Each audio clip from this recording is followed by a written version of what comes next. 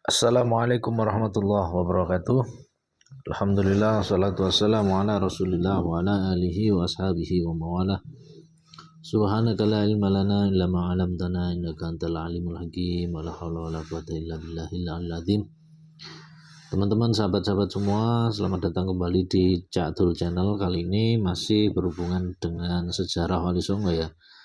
Di konten kali ini saya akan mencoba untuk mengupas ya asal usul dan nasab dari Sunan Bonang, salah satu dari bagian Wali Songo ya. Sekarang kan lagi heboh polemik pernasaban ya, jadi sangat menarik sekali ya kita membahas tentang pernasaban ini. Kita tidak sedang menambah polemik, tetapi kita mencari tahu mana yang benar ya. Bagi yang sedang berpolemik atau sedang bertikai tentang masalah nasab, semoga Allah Subhanahu wa taala memberikan titik terang dari masalah pernasaban ini, termasuk pernasaban yang dipertentangkan yaitu dari golongan para habaib dan juga dari golongan dzurriyyah Wali Songo dan Wali Songo sendiri. Apakah Wali Songo ini tersambung kepada Ubaidillah atau dari jalur yang lain?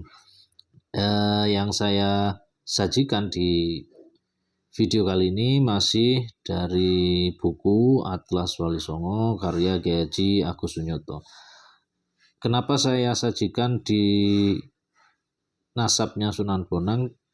Karena di halaman ini ya, halaman 234 di bagian teks nasabnya Sunan Bonang ini menurut saya adalah yang paling lengkap, karena ada beberapa bagan atau silsilah pernasaban yang lengkap seperti ini ya.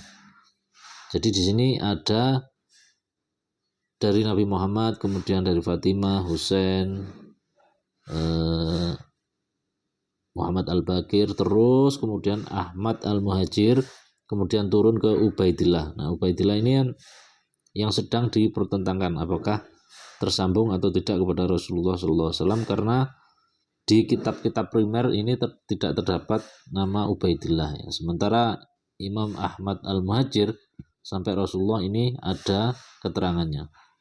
Sementara di nasab-nasab dari Sunan Ampel ya, atau di Sunan Kalijaga misalnya, di buku ini tidak selengkap di bagian nasabnya Sunan Bonang ya. Jadi lompat-lompat gitu ya, lompat-lompat, intinya tidak urut ya, tidak urut dari anak kemudian bapak, kakek dan seterusnya, tapi dari anak kemudian langsung ke kakek atau langsung ke buyut ya. Teman-teman bisa membaca sendiri ya di buku Atlas Wali Songo ini. Nah, di bagian ini ada dua hal yang menarik menurut saya. Di bagian ini pengarang buku ini yaitu Kyai Haji Agus Sunyito mengambil referensi silsilah, yaitu di sini disebutkan bahwa silsilah Sunan Bonang yang muncul pada pertengahan abad ke-19 ya. Di sini ke-19 menggambarkan bahwa tokoh bernama Mahdum Ibrahim itu nasabnya dari Nabi Muhammad melalui Fatimah, Ali, dan urut-urutannya silsilahnya sebagai berikut. Nah, di sini ada Ubaidillah ini. Nah, Ubaidillah ini yang sedang dipertentangkan ya, menjadi polemik, dan ini adalah diklaim sebagai leluhurnya para habaib. Jadi di sini disebutkan nasab Sunan Bonang ini dari Ubaidillah. Ada ketersambungan ke Ubaidillah. Nah, tetapi yang menarik di sini di halaman berikutnya ya.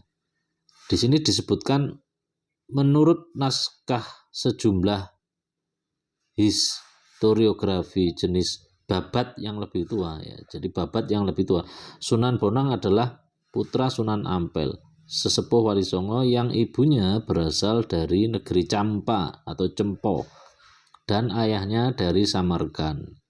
Itu berarti nasab Sunan Bonang dari galur laki-laki merujuk ke Samarkand atau Uzbekistan ya. sebuah negeri di Uzbekistan, dan tidak merujuk ke Yaman. Nah, jadi di sini disebutkan tidak menurut ke Yaman berdasarkan naskah Babat ya yang lebih tua. Babat Cirebon, Babat Risakipun Majapahit, dan Hikayat Hasanuddin menyebut bahwa Ibrahim As-Samarqandi, ayah Sunan Ampel, asalnya dari negeri Tulen, yaitu nama tempat di tepi Laut Kaspia yang masuk wilayah Kazakhstan. Jadi di dalam buku ini penulis menurut kesimpulan saya mengambil tidak hanya satu referensi tapi bermacam-macam referensi. Salah satunya adalah kalau menurut Babat yang lebih tua bahwa nasabnya Sunan Bonang kemudian Sunan Ampel, karena Sunan Ampel kan ayahnya Sunan Bonang, itu bukan dari Yaman, tetapi di sini beliau juga mengambil data referensi lain, yaitu di abad ke-19 itu ada nama Ubaidillah di sini ya. Ada nama Ubaidillah di sini, artinya para wali songo ini juga dari jalur habaib gitu loh. Menurut data di abad 19. Jadi mana yang benar? Nah, ini kan harus dibuktikan karena sejarah itu kan banyak versi ya, tergantung mana yang berkuasa atau mana yang sedang superior berada di masa atau kebudayaan pada waktu itu. Nah, dari sini kita bisa melihat ya bahwa sejarah itu banyak versinya, apalagi keilmuan nasab ini kan keilmuan yang sulit sekali untuk melacak karena berhubungan dengan masa lalu ya, jarak waktu yang begitu panjang, tidak hanya puluhan tahun tapi juga ribuan tahun, ratusan tahun, dan itu sangat sulit sekali untuk melacak masalah pernasaban ini. Nah, semoga dari referensi ini kita bisa menjadi lebih objektif ya dalam menilai bahwa ternyata sejarah itu juga berbagai macam versinya. Ya, kita minta sama Allah supaya membukakan mana yang benar dan mana yang salah, sehingga polemik nasab ini semakin jelas ya, semakin jelas, dan saya kira mudah-mudahan segera berakhir. Terima kasih. Assalamualaikum warahmatullahi wabarakatuh.